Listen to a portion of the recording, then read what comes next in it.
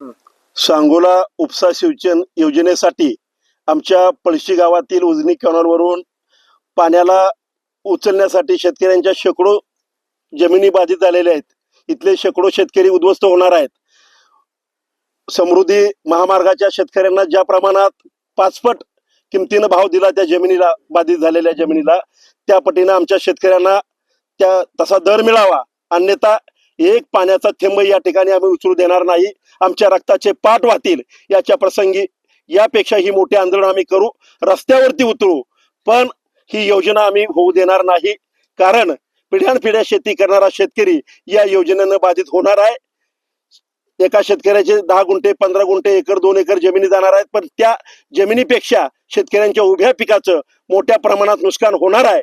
आणि त्यामुळं ज्या पिकाचं नुकसान होणार आहे त्या पिकाची भरपाई मिळावी आणि समृद्धी महामार्गाच्या धर्तीवर आमच्या शेतकऱ्याला मोबदला मिळावा ही आमची प्रमुख मागणी आहे. आता काम चालू होणार आहे आजपासून, त्याचं भूमिपूजन देखील आहे. तर आपली काय भूमिका असणार आहे?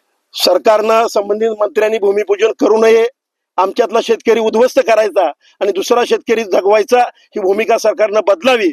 आमचा या योजनेला विरोध नाही, पण ही योजना शेतकऱ्याचं वाटोळं करून होणारी योजना आहे, शेतकऱ्याला उद्ध्वस्त करणारी योजना आहे. त्या शेतकऱ्याच्या जमिनीला मोबदला मिळावा आणि नंतर योजना सुरू करावी.